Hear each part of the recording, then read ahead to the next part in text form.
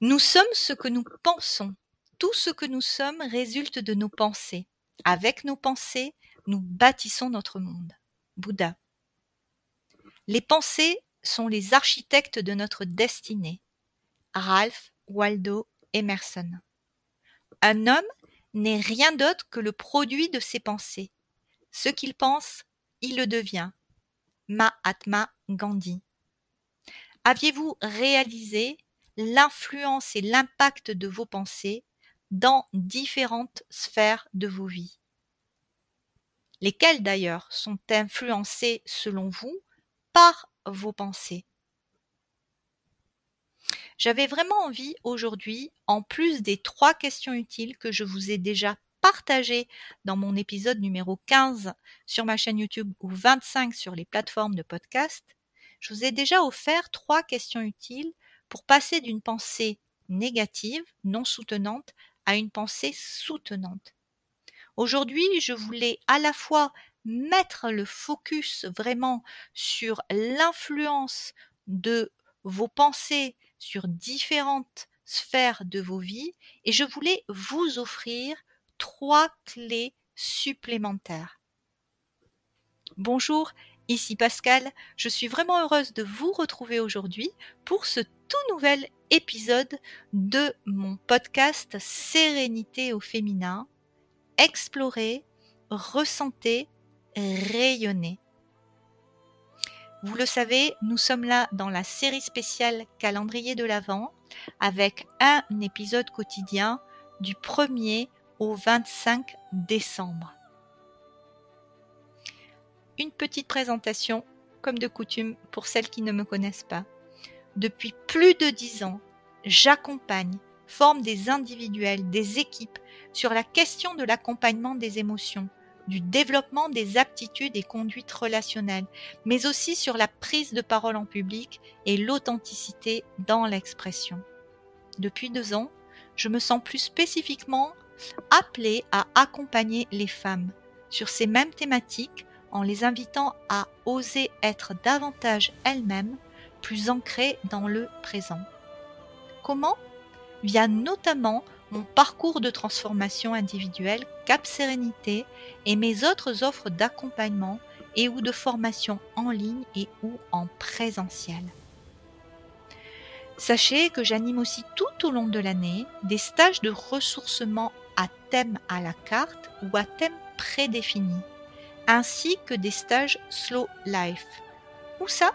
Cette année, ils se dérouleront dans l'Aubrac, dans le Nord-Aveyron.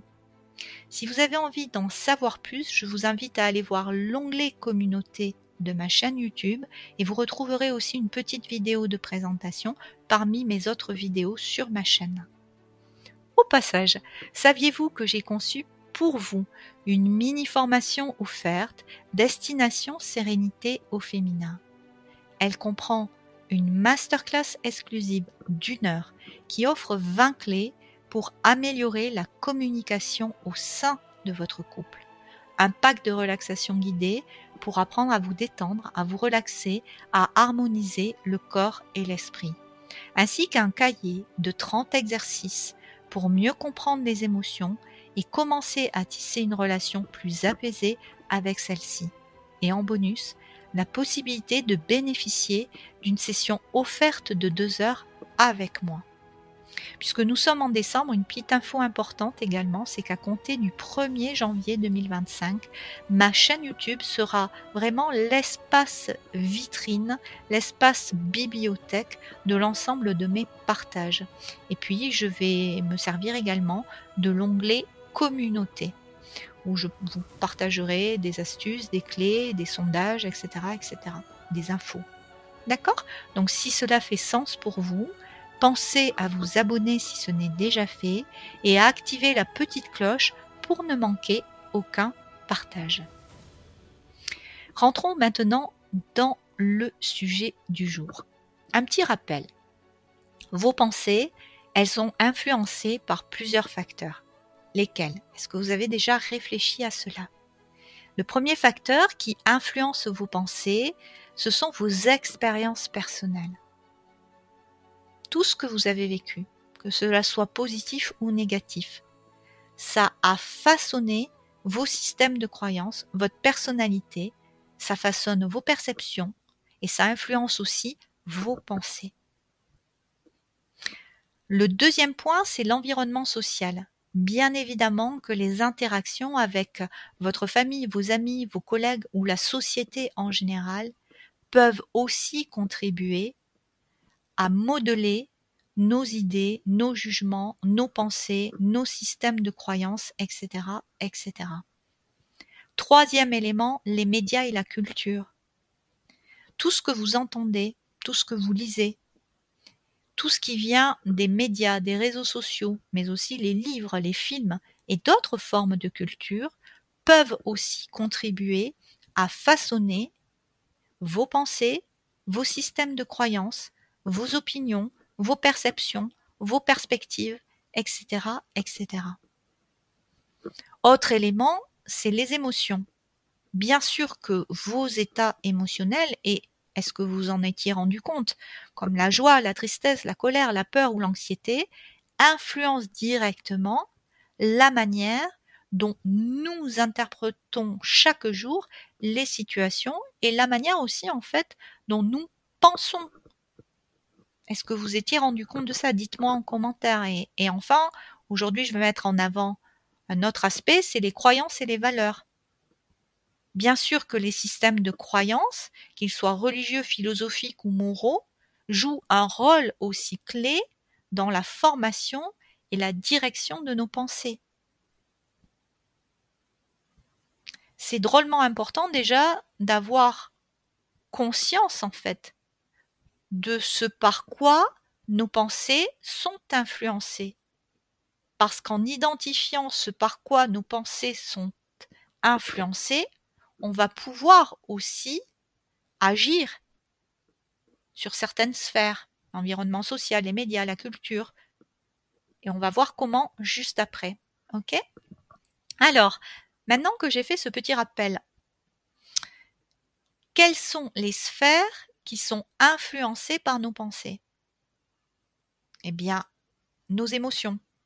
C'est la première sphère. Vous avez peut-être déjà fait le pont entre si vous pensez je suis fatigué, je suis nul, je suis pas capable, c'est pas pour moi, j'arriverai jamais à perdre du poids, j'arriverai jamais à rencontrer un amoureux, etc., etc. Eh bien, ça va impacter vos émotions. Peut-être que vous allez vous sentir apeuré, triste, dans le doute. Alors que si vous avez des pensées soutenantes et des pensées positives, ça va pouvoir engendrer des émotions qui elles aussi sont davantage soutenantes, comme la joie ou la sérénité, la confiance en vous. Alors que les pensées négatives ou non soutenantes provoquent plutôt du stress, de l'anxiété, du doute, de la tristesse, etc. Une deuxième sphère qui est directement influencée par nos pensées, ce sont nos comportements. Bien évidemment que ce que nous pensons guide nos actions. Si vous pensez je suis capable de réussir, il y a de fortes chances que petit à petit, à force d'action, vous réussissiez. Et ça peut en tout cas vous motiver à agir dans ce sens-là, à poser des actions dans ce sens-là. Alors qu'une pensée de doute, une pensée de peur, pourrait tout au contraire vous paralyser, vous freiner, vous ralentir, vous faire procrastiner, ou vous faire rentrer dans la quête de l'éternelle quête de perfection.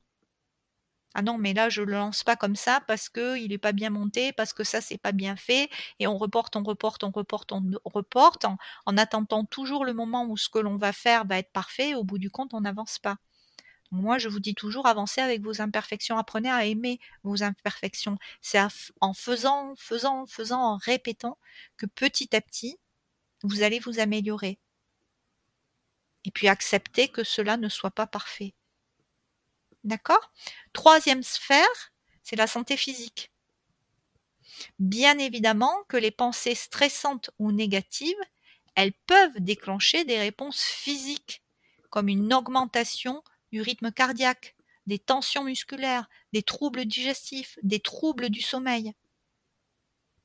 C'est important aussi d'avoir des pensées soutenantes quand on a par exemple une partie de notre corps en train de cicatriser. quand on a une maladie. On peut être prompt à aller, par exemple, soutenir des amis, faire des câlins, donner des mots encourageants à nos amis quand ils sont malades, quand ils sont fatigués, quand ils ont un souci de santé. Mais est-ce qu'on sait se donner ces mots soutenants? Est-ce qu'on sait aussi parler à nos cellules? Il y a des approches plurielles. Ce n'est pas parce que vous ne les connaissez pas que ça n'existe pas et que ça ne marche pas. En avez-vous fait l'expérience sur de la durée? Il est évident que si vous êtes persuadé que vous avez la capacité de guérir, ça va vous aider en tout cas à traverser la maladie. Ça ne veut pas dire que vous aurez la guérison à la clé, mais l'état d'esprit dans lequel vous êtes pour traverser l'épreuve, l'expérience de la maladie va être important. D'accord? Il s'agit aussi de bien clarifier les choses. D'accord? Donc c'est important, bien sûr. Ça va soutenir. Souvent, on le sait très bien. Le fait d'être dans un état d'esprit positif, constructif, confiant, eh bien, ça peut aider et soutenir la traversée de l'expérience, la traversée de la maladie. Qu'elle soit soldée par une guérison ou soldée par une fin qui est plus difficile ou plus tragique. Mais quoi qu'il en soit, ce qui est important, c'est la façon dont vous traversez l'expérience. Et pour ça, les pensées sont importantes. La maîtrise de vos pensées est importante. Ok? Et l'interaction que vous avez aussi avec votre corps physique, avec le corps physique, est drôlement importante aussi. D'accord? Ensuite, le quatrième point, eh bien, vous vous êtes peut-être rendu compte, la quatrième sphère qui est influencée en fait par vos pensées, c'est vos relations. Si vous pensez sans arrêt qu'avec cette personne, vous n'allez pas y arriver, que de toutes les façons, c'est difficile, que vous allez au clash sans arrêt, que vous n'allez pas pouvoir apaiser la situation, la relation avec cette personne, eh bien, il y a fort à parier que vous matérialisez ce que vous croyez. D'accord? Ok? Et la manière dont nous pensons aussi aux autres. Est-ce qu'on est en train de le juger, de la critiquer, de dire qu'avec elle ou avec lui c'est toujours pareil, etc. Eh bien, observez qu'est-ce qui se passe si tout d'un coup, par rapport à une situation relationnelle complexe, vous vous proposez petit à petit de changer vos pensées à ce sujet, au sujet de cette relation. Et vous allez voir que petit à petit, ça peut influencer la qualité de vos interactions et de vos connexions sociales. Ça va même au-delà, mais c'est pas l'objet du jour. Ok? Et la cinquième sphère, c'est que bien sûr, cela vient aussi influencer votre vision de vous-même. Bien évidemment que nos pensées, j'en ai beaucoup parlé dans mon précédent épisode, le numéro 15 ou 25, eh bien ça affecte parfois directement notre confiance en nous, notre estime de nous. Et c'est vrai que se répéter des pensées constructives, soutenantes, rassurantes, bien ça va nous aider à avoir une meilleure confiance en nous, une meilleure estime de nous. Alors que les pensées négatives nous limitent, nous rabaissent, baissent notre niveau d'énergie, baissent notre estime de nous, etc., etc. Maintenant que j'ai mis en lumière certaines des sphères qui sont influencées par nos pensées, comment est-ce qu'on peut encore interagir en fait pour transformer nos pensées puis pour apprendre à les maîtriser? Alors bien sûr, tout ce qui est de l'ordre de l'affirmation positive, des visualisations positives, d'être vigilant à votre niveau d'énergie, de bien manger, de bouger le corps, le choix des relations, tout ça, ce sont des ingrédients utiles et très complémentaires à un état d'esprit positif. Mais ce que j'avais envie de vous dire aujourd'hui, c'est que vraiment la capacité à maîtriser nos pensées, c'est vraiment une clé importante pour un mieux-être et pour la mise en place progressive d'une sérénité durable. Cela s'apprend. Et je voulais vous donner un exemple pour vous montrer en fait comment ça s'imbrique tout ça. Si un matin vous réveillez en disant je suis fatigué, parce que vous avez peu dormi ou parce que vous accumulez depuis un certain temps un certain nombre de nuits courtes et vous êtes réellement fatigué, vous avez le droit, d'accord? C'est pas la question. Mais si vous pensez toute la matinée, je suis fatigué, j'ai pas d'énergie, j'arrive pas à avancer, etc.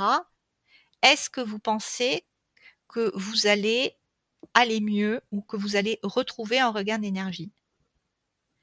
Je vous propose de faire une expérience. Marcher dans la nature, aller faire du vélo, peu importe, en vous répétant pendant 20 minutes, une demi-heure, une heure que vous êtes nul, que vous n'avez pas d'énergie, que vous n'allez pas y arriver. Observez comment vous sortez au bout d'une demi-heure de ce type de pensée, répétez comme ça non-stop pendant une demi-heure, 3/4 d'heure. Et à contrario, proposez-vous vraiment avec une bonne énergie, en modifiant le postural, en mettant vraiment de la force, de la puissance et de l'intensité émotionnelle. Allez marcher une demi-heure, 20 minutes ou aller faire du vélo ou toute autre activité en vous disant je vais y arriver, je suis capable de réussir, je suis capable de changer mes pensées, je progresse chaque jour, etc., etc. Là aussi, observez ce qui se passe au bout d'une demi-heure. Faites votre expérience en fait. Donc par exemple, avec cet exemple de fatigue, on peut constater qu'on est fatigué, on a le droit d'être fatigué. D'accord? Donc derrière, après, qu'est-ce qu'on va faire? Ok, si j'avais plus d'énergie, si j'avais de l'énergie, comment je me tiendrais? Qu'est-ce que je dirais? Qu'est-ce que je ferais? Souvenez-vous mes 3 questions utiles. D'accord? Ok? Et à ce moment-là, vous pouvez vraiment vous visualiser dans un moment où vous avez plus d'énergie, vous pouvez modifier votre postural, vous redresser, mettre vos épaules en arrière, lever la tête, mettre un sourire sur le visage, aller mettre une musique qui bouge, retrouver une forme de tonicité musculaire, vous redresser, etc.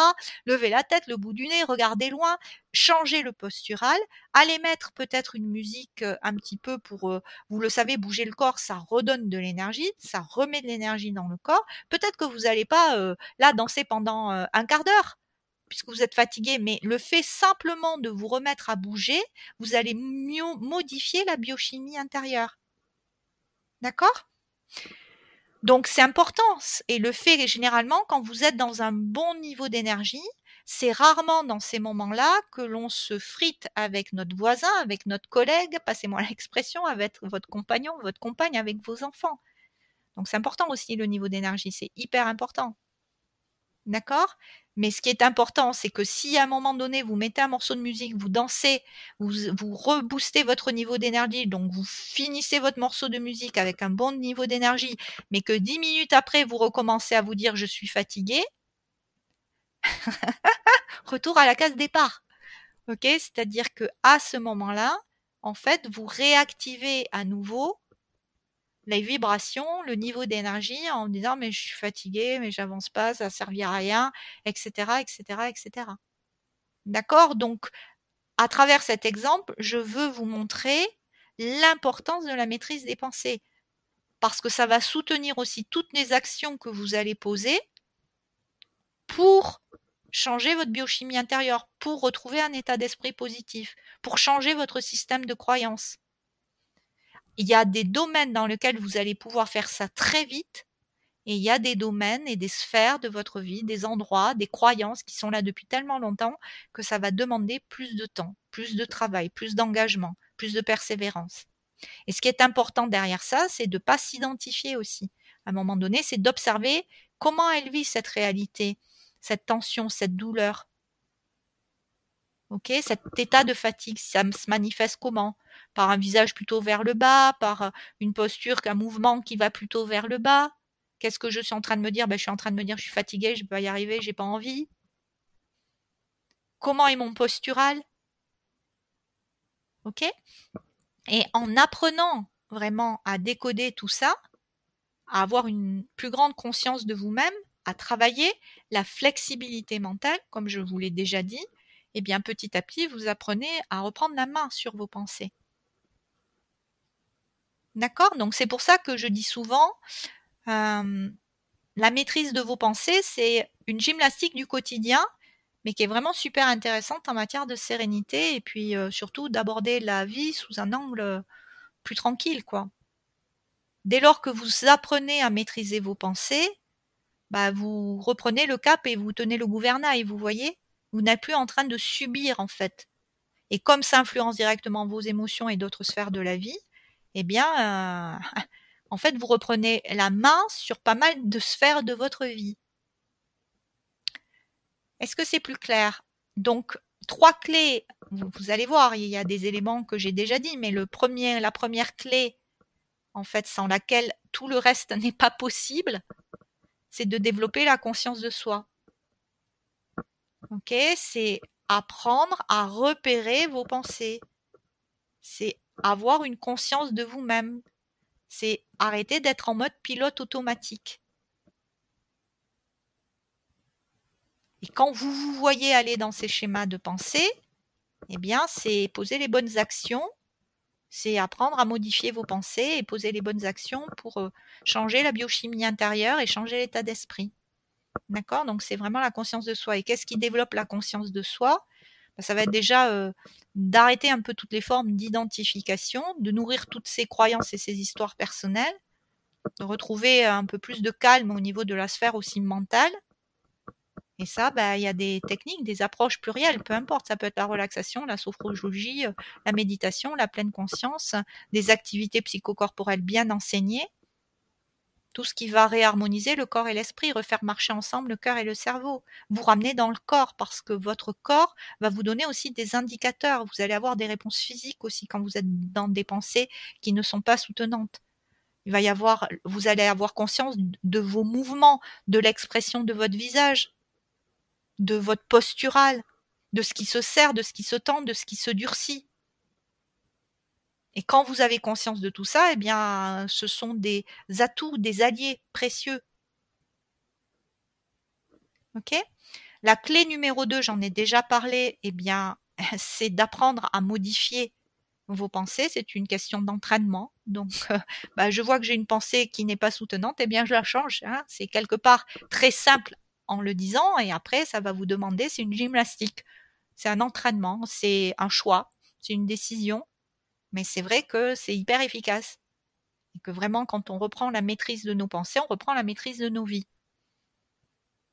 Et la clé numéro 3, alors je vous ai donné les 3 questions utiles, hein, je vous le rappelle, mais ça, c'est vraiment quelque chose, moi j'entraîne beaucoup vraiment dans tout le module 2 du parcours Cap Sérénité.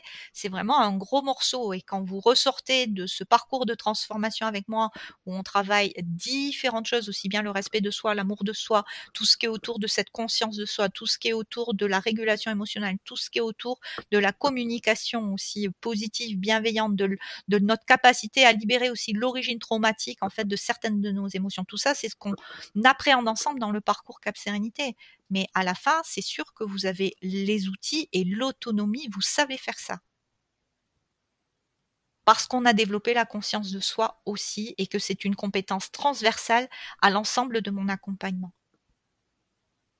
Ok ? Donc, 3e clé, c'est aussi mettre à distance le plus possible tout ce qui nourrit les systèmes de pensée négative. Ça peut être les gens qui sont sans arrêt en train de vous juger, d'essayer de vous assigner à être autre chose que ce que vous êtes. Ça peut être ce que vous écoutez, ce que vous entendez, la radio, la télévision. Soyez vigilants à tout ce que vous écoutez, à tout ce que vous lisez aussi. Parce que ce que vous lisez, ce que vous écoutez, ce que vous regardez nous influence. À nous, mais aussi aux enfants quand ils sont tout petits, hein, par le jeu des neurones miroirs. D'accord ? Donc, c'est vraiment important, ça conditionne nos systèmes de pensée. Donc, apprenez à mettre à distance au plus possible tout ce qui nourrit des systèmes de pensée négatifs. Vous avez peut-être constaté que quand vous êtes avec des gens qui sont sans arrêt dans de la rumination, dans du négatif, est-ce que ça vous tire vers le haut ou vers le bas ? Quand vous rentrez dans une pièce avec que des gens qui sont négatifs, qui râlent, qui sont en colère, qui sont fermés, qui n'ont pas le sourire, etc., est-ce que ça vous fait du bien? Est-ce que ça vous porte? Est-ce que ça ouvre, ça donne envie d'être en lien ou pas? Juste observez, en fait, et apprenez vraiment à être sélectif par rapport aux gens que vous fréquentez, à ce que vous lisez, à ce que vous regardez, à ce que vous écoutez. Et nourrissez-vous de personnes qui sont constructives, qui sont soutenantes, qui sont positives, qui vous encouragent, qui ne vous jugent pas, qui sont dans l'empathie. Parce que quelque part, fondamentalement, ce à quoi on aspire tous, c'est à être nous-mêmes. J'aurai l'occasion de revenir là-dessus parce que quand je parlerai de la liberté d'être soi et des assignations, des fois les assignations pour répondre aux attentes de l'autre, en fait, quand on rentre en assignation, mais ça, je vous en reparlerai, quand on rentre en assignation, soi-même, c'est souvent parce que derrière, il y a une blessure, mais je vous en reparlerai. Ok ? Donc, du coup, voilà les 3 clés que je voulais vous proposer aujourd'hui, comme des alliés précieuses et complémentaires à ce que j'avais déjà posé dans mon précédent épisode. Donc, je vous invite vraiment à appliquer, à vous engager, en fait, si vous en avez envie, si vous avez envie, bien sûr, de reprendre la maîtrise de vos pensées. Apprenez à développer la conscience de vous-même. Apprenez à modifier les pensées qui ne sont pas soutenantes. Et vraiment, apprenez à mettre à distance au plus possible tout ce qui nourrit les systèmes de pensée négatifs.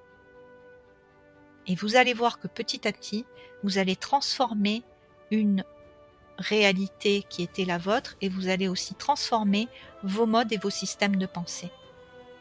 Voilà, chère Sereine, pour aujourd'hui. Avant de nous séparer, comme de coutume, sachez que vous pouvez télécharger ma mini-formation offerte Destination Sérénité au Féminin. J'espère sincèrement que cet audio vous sera utile. N'hésitez pas à me faire un petit retour si vous en avez envie en commentaire. Je vous lis toujours avec plaisir. Et si vous avez aimé cet épisode, vous le savez, merci d'avance pour vos partages, vos likes, vos commentaires, pour parler de ce podcast afin qu'il soutienne davantage de femmes autour de vous. Voilà. Et qu'ensemble, nous constituons une communauté de femmes sereines. C'est votre façon aussi de soutenir mon travail de création. Je vous souhaite une belle soirée ou journée selon l'heure à laquelle vous écouterez ce podcast et je vous dis à demain.